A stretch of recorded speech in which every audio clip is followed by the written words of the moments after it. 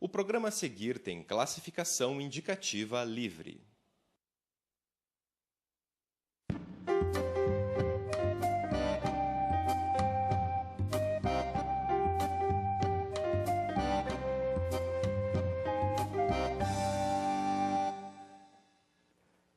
Olá, estamos novamente com você no programa América Latina Viva. O programa América Latina Viva é um programa de entrevistas da Casa Latino-Americana em parceria com a TV da Universidade Federal do Paraná. No dia de hoje, nós estaremos abordando o tema do livro, da leitura e sociedade. Abordando esse tema, nós temos um convidado especial, nosso colega da Universidade Federal do Paraná, professor Dr. Gilberto de Castro. O professor Gilberto de Castro é graduado em Linguística e Literatura, Letras, tem um mestrado também em Linguística pela Universidade Federal do Paraná e o seu doutorado nessa mesma área de Linguística pela USP. Professor Gilberto de Castro, é uma satisfação recebê-lo. Nós vamos, então, conversar bastante, né, sobre a questão do livro, da leitura, a sua trajetória também. Gostaria de saudá-lo inicialmente. Eu que agradeço o convite aí para participar e poder falar das coisas que a gente faz academicamente e também na editora, né? Certo. Professor Gilberto, você que então construiu, né, a sua rota, a sua trajetória nessa área da linguística, da letra, da língua portuguesa, associando todo esse aprendizado, né, essa qualificação sua na área educacional, né, até finalmente você se dedicar paralelamente, evidentemente, com os desafios da editora da Universidade Federal do Paraná. Eu gostaria inicialmente de que a gente pudesse abordar justamente esse caminhar seu, né, na sua formação e por que razões você se dirigiu para a questão das letras, né, da literatura, né, enfim, do aprendizado e do ensino da língua portuguesa, né, associando esses dois aspectos. Conte um pouco da sua história. É uma história que chega a ser engraçada em alguns momentos. Eu tenho uma passagem pelas ciências exatas, né? Eu cheguei a fazer meia licenciatura em matemática. Muita gente não sabe disso, né? Eu sempre tive uma identificação escolar, né, quando eu era garoto, com uma facilidade para a área exata. Mas eu também sempre tive uma relação muito forte com a leitura, com os livros, né, até um pouco por conta da presença do livro, digamos, né, uma coisa que eu acho um aspecto extremamente positivo, né. Nós falamos pouco sobre a presença do livro, né, o quanto ele é importante.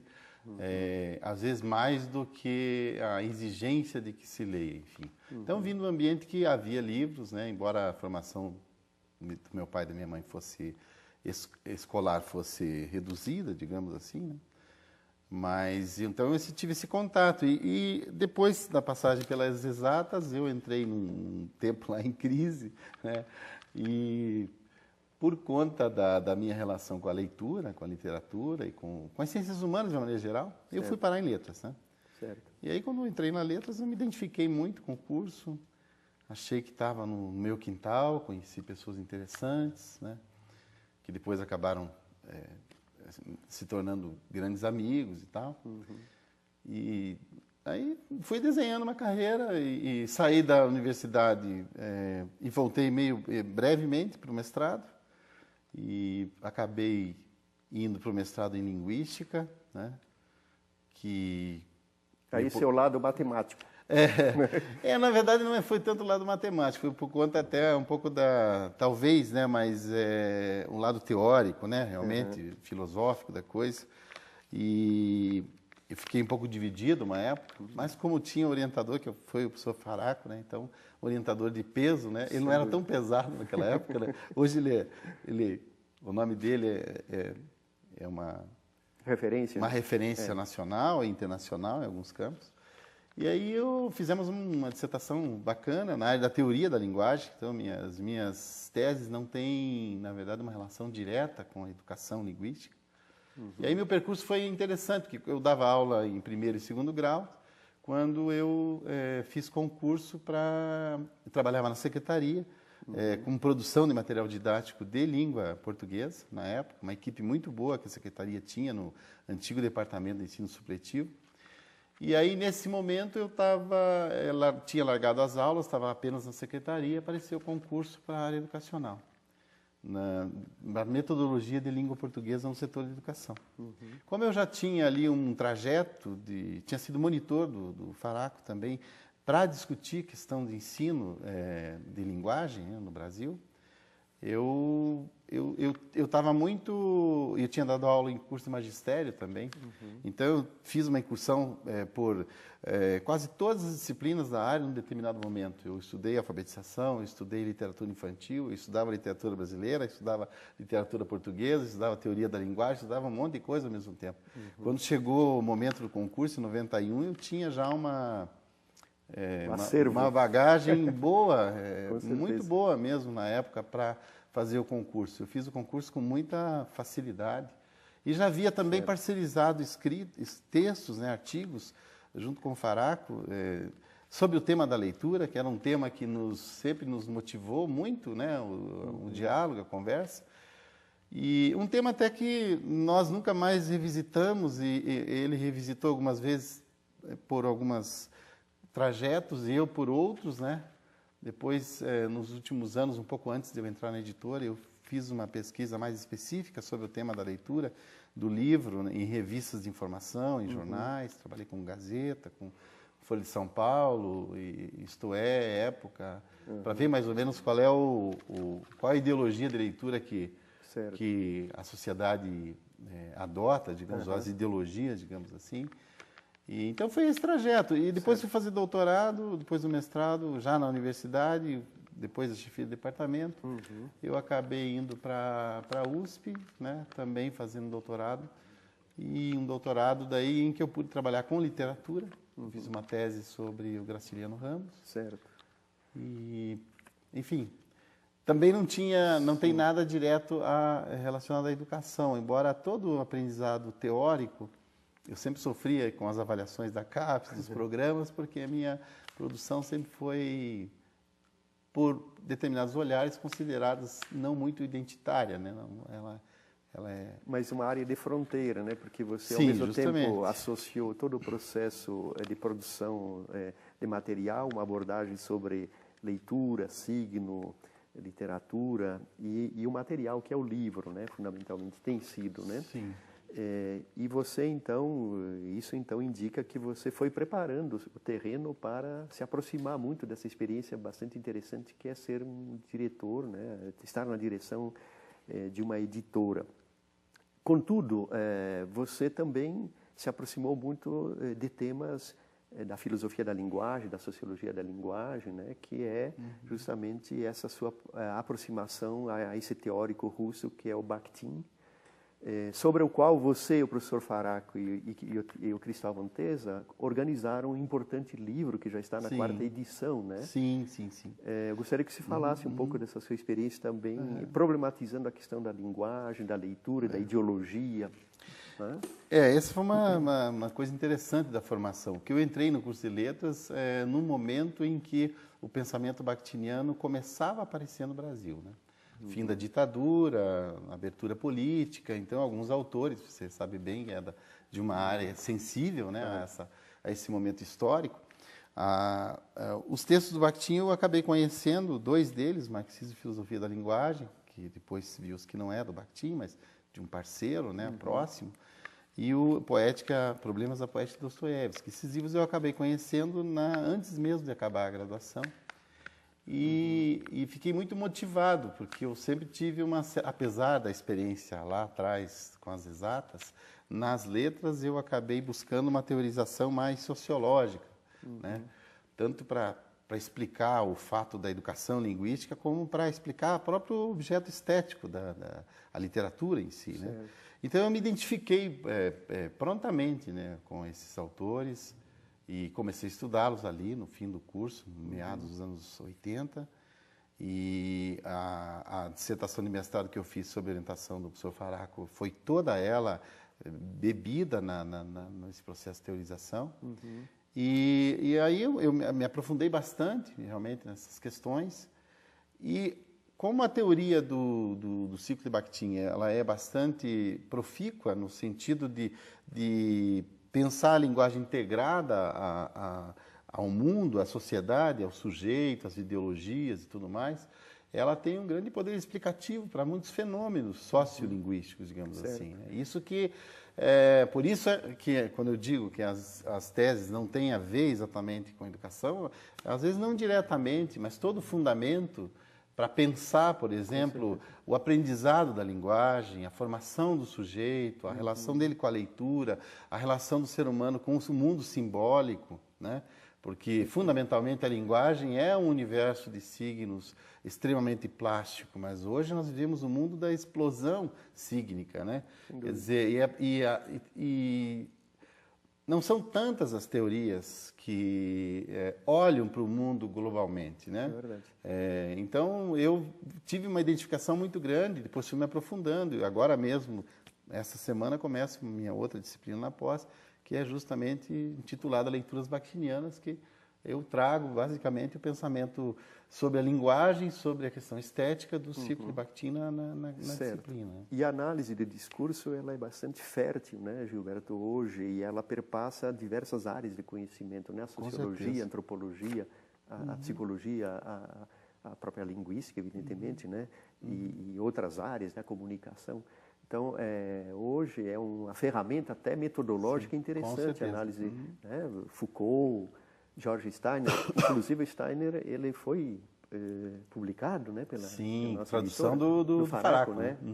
É uma referência internacional. E só para dar já que você falou no Steiner, a gente está conseguindo colocar os livros da editora no site da Cultura. Então, hoje, se quiser comprar o Steiner, pode indicar para os amigos, né? Porque o nosso sistema de venda ainda é muito ancestral, digamos assim, boleto bancário, então, mas é um livro que quem tiver no Brasil pode comprar pela Cultura, né, hoje. Puxa, isso já é um avanço. Diário do Bigo, que é outra uma tradução importante também da editora. O Diálogos com Bakhtin também, que é o nosso livro. Na quarta edição já, né? Quarta edição, e como você disse, é um best-seller. Ele é um dos best-sellers uma da editora. referência.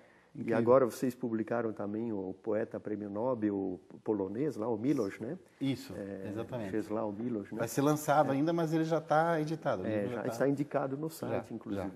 Mas nós vamos voltar a esse tema logo depois do nosso intervalo. Tá? Legal.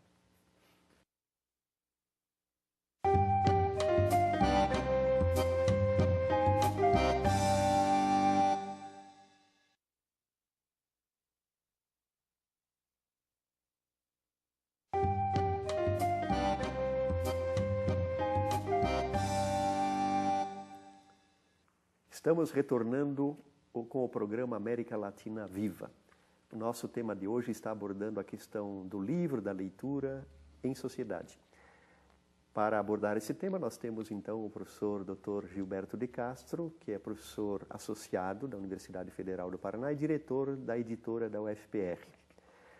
Professor Gilberto, então, no primeiro bloco você nos apresentou a trajetória da sua formação na área de letras, na linguística, a sua experiência na educação, no ensino e aprendizado da língua materna, também do português, mas também suas incursões importantes na área do discurso, da análise de discurso e digamos, a sua especialidade também com o Círculo de Bakhtin, juntamente com os mestres da Universidade Federal do Paraná, né, que é o professor Faraco, o Cristóvão Teza, provavelmente o professor Borges também, né, transitou por aí, né? São as referências, né? Sem, evidentemente, deixar de citar, né, os demais colegas, né?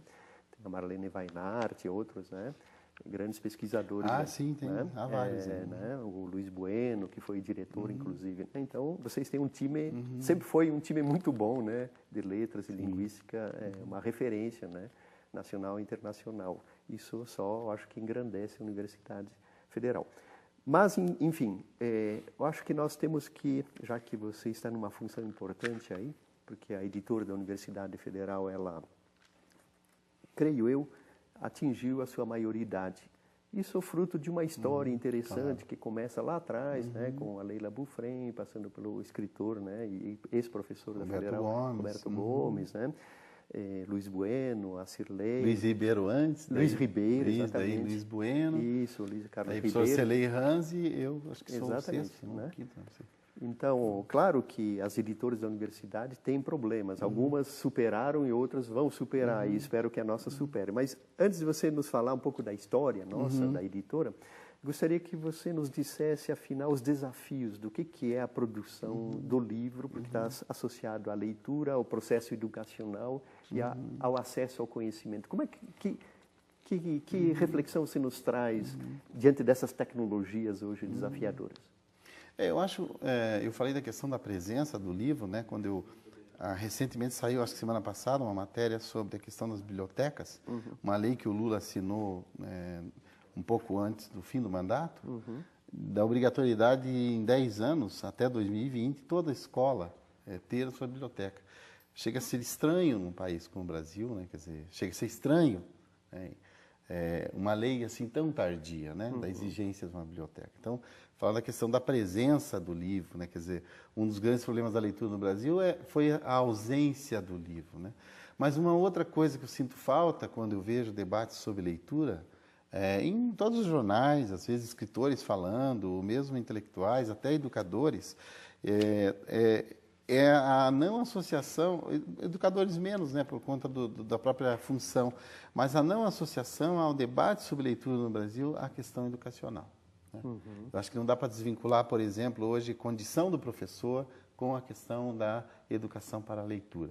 Ao mesmo tempo que não se pode falar em leitura no Brasil ignorando a sua história. Essas comparações que comumente nós vemos sobre, na França se lê não sei quantos livros, na Alemanha não sei quantos livros, que se compara ao Brasil, são comparações, no meu entendimento, bastante equivocadas. Né? Eu acho que é até desrespeitoso você fazer uma análise desse tipo com o povo brasileiro, considerando a própria história que o Brasil teve. Né? Sem dúvida. Quer dizer, a demora, a tardia instalação da imprensa no Brasil, Machado, né, em Crônicas da virada do século XIX para o XX, estava falando do volume de analfabetos. Né? A Cecília Meirelles chutava a canela do ministro da Educação, do Getúlio, exigindo universalização da educação. Certo. Então, num país em que você tem uma universalização educacional tardia, é claro que você tem falta de leitura. O livro não estava presente, a educação não estava presente. E isso vai incidir aonde? Né? Daí, para dar um salto, pulando etapas, aí vai incidir no estudante universitário. Certeza. Hoje sabe-se que sobram vagas acadêmicas. Né? Você não tem qualificação acadêmica na população brasileira para você universalizar o curso universitário.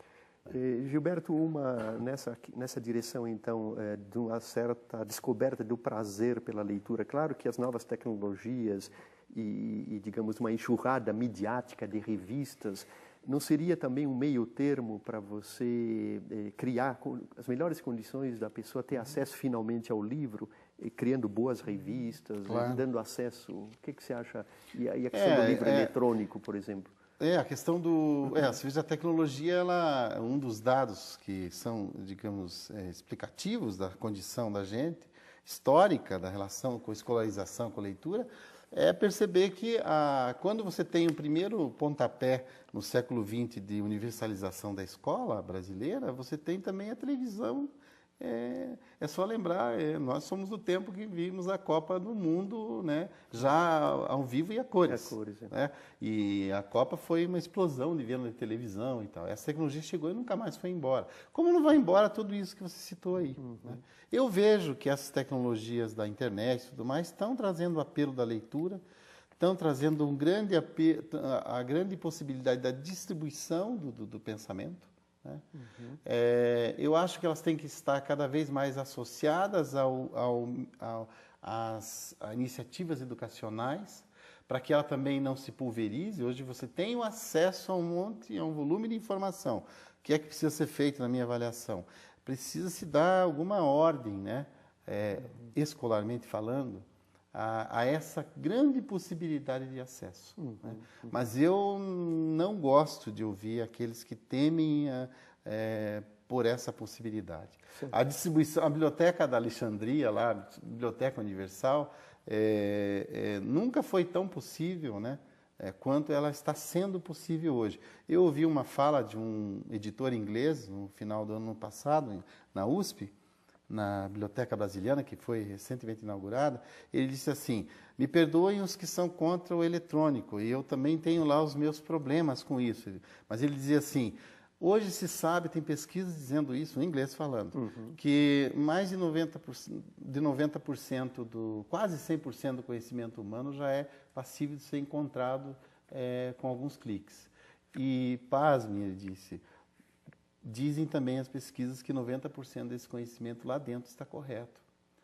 Então, acho que a gente está vivendo numa época em que nós somos obrigados a repensar o conceito de erudição, o que é ser erudito, o que é ter muito conhecimento, até a questão dos livros, né, mesmo. Hoje os periódicos estão cada vez mais migrando para os eletrônicos, porque dificilmente você vai encontrar alguém que vai ler um periódico inteiro, né? A própria editora hoje está acompanhando essa evolução, né? Sim. Então eu gostaria que você falasse um pouco dessa, né? Porque no catálogo da editora existe um catálogo por área de conhecimento, né? Eu achei, digamos, identifiquei uma dezena, no mínimo, de áreas de conhecimento, Sim. né? E vocês combinam uma produção que é local, mas que não é mais paroquial, né? Não. No sentido, eu fiz uma dissertação, quero então publicar, não é isso? Porque vocês combinam grandes autores internacionais, né? A prova disso é o que nós já falamos, né?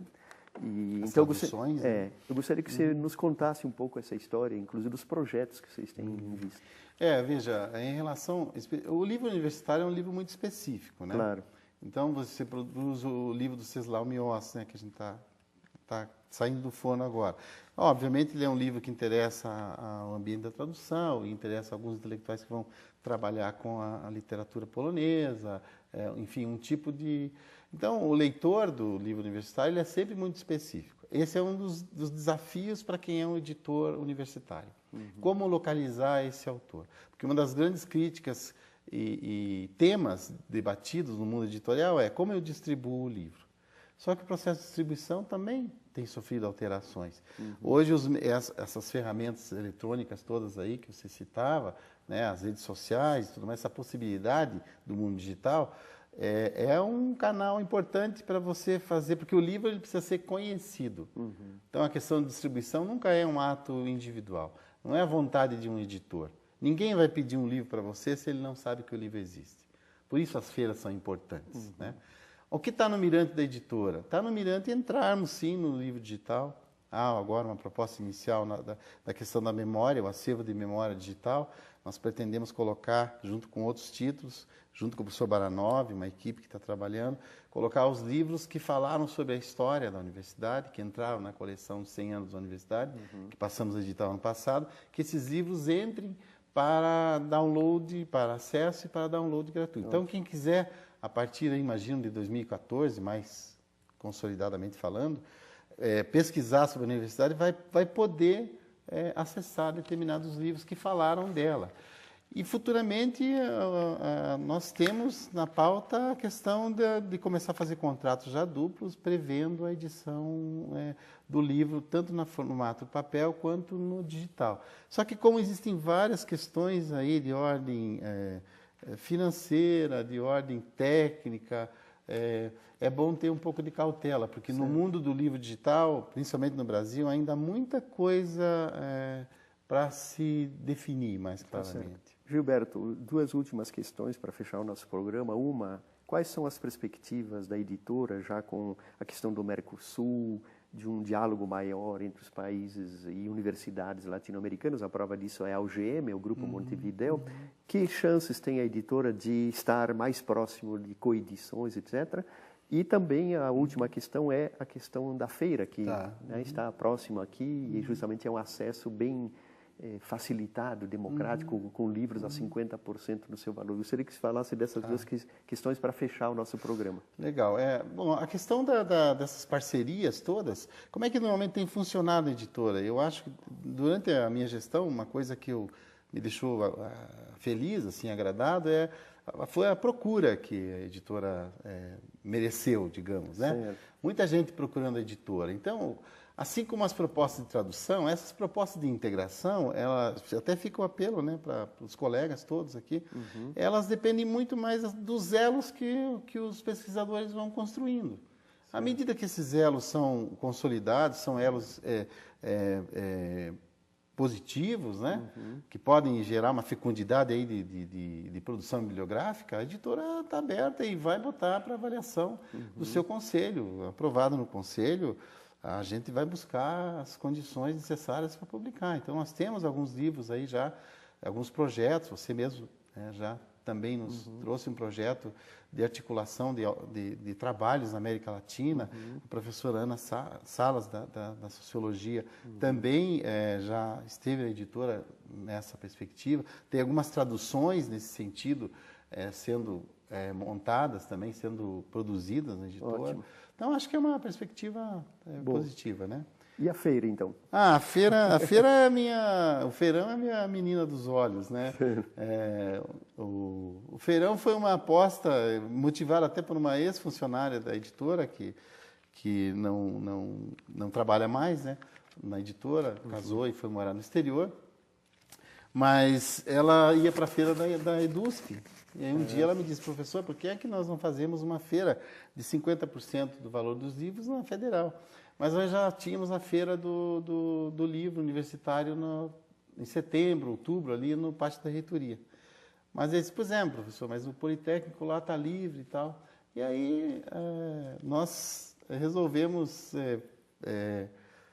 achei que a ideia era boa, e fizemos uma primeira versão em 2010. E de lá para cá... Sempre no mês de fevereiro. Desculpe, de abril. Abril. Exatamente. Então, nós temos em abril o feirão de 50%, depois temos em setembro, nesse ano vai acontecer em setembro, a Feira Universitária do Livro, hoje em parceria com o SESC, né? Que ampliou até a oferta de livros. Então, o feirão foi super bem sucedido, bem sucedido. Cada ano, esse ano, o pessoal vai notar, quem já foi nos outros, que está maior. Nós estamos trazendo, inclusive, livros infantis também, que não tinha. A Senac vem, outras editoras que não tinham vindo vão vir também. E todos aceitaram a proposta de 50%. Há livros, inclusive, que são a mais de 50%. Puxa. Estarão a mais de 50% do que o valor dos catálogos. Certo. Né? E aí será a partir do dia... A partir do dia 9, 10 e 11 de abril. Bom. Começa na terça-feira. Então, nós aproveitamos então a convidá-lo e a convidá-la, né, a frequentar, né, o pátio da reitoria, né, onde... Não é na reitoria. É no prédio da administração do Politécnico. Nós usamos o telhado ali já, certo. A construção para fazer. Isso. Então, essa era uma das dúvidas que se tinha, se o feirão daria certo. Porque eu ouvi gente dizendo, mas no Politécnico talvez não seja um lugar, as pessoas não vão, umas ideias um pouco equivocadas sobre o perfil do leitor. Certo. Quando ele vê essas facilidades, ele vai, né? Então, nós agradecemos, professor Gilberto, né, essa sua, avaliação, reflexão, né, sobre o papel da leitura, do livro e das editoras universitárias, né? E convidamos você novamente a nos assistir no próximo programa. Até lá!